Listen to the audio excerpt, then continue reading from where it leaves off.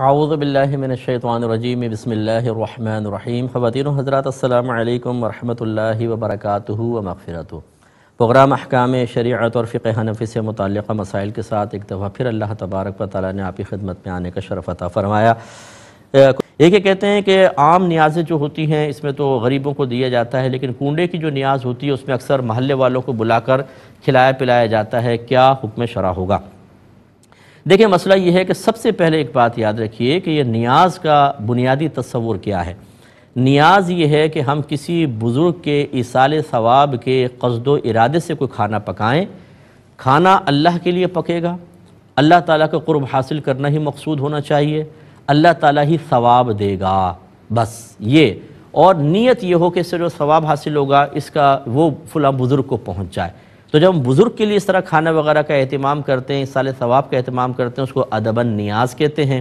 عام آدمی کا کریں تو اس کو فاتحہ کہتے ہیں۔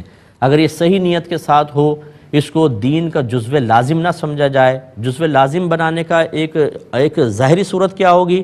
اس کو لازم سمجھیں، فرض یا واجب کا درجہ دے دیں، اور اس کی علامت کیا ہوگی کہ جو نہ کرے اس کو لعنت ملامت کی جائے، اس پہ طعنہ زنی کی جائے، اور کوئی آدمی سوچے نہیں کروں گا تو پتہ نہیں میرے ساتھ کیا ہو جائے گا۔ یہ غلط چیزیں ہوتی ہیں۔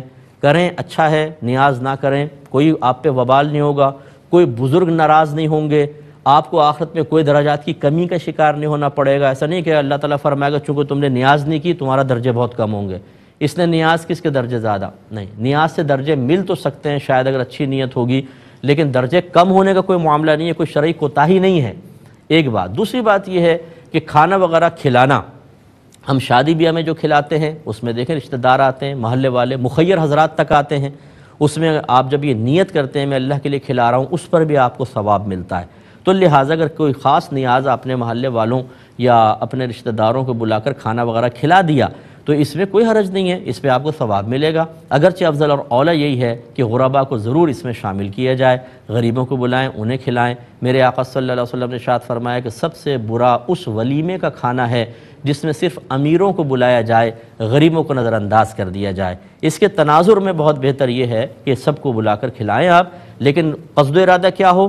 یہ کھانا صرف اللہ کے لیے بنایا گیا ہے، کسی مخلوق کے لیے نہیں، اللہ تعالیٰ کا ہی قرب حاصل کرنا مقصود ہو، ثواب بھی صرف میرا اللہ دے گا، اور یہ کوئی فرض یا واجب نہیں ہے، کرنا چاہیں بہتر، نہ کرنا چاہیں کوئی گناہ نہیں ہے۔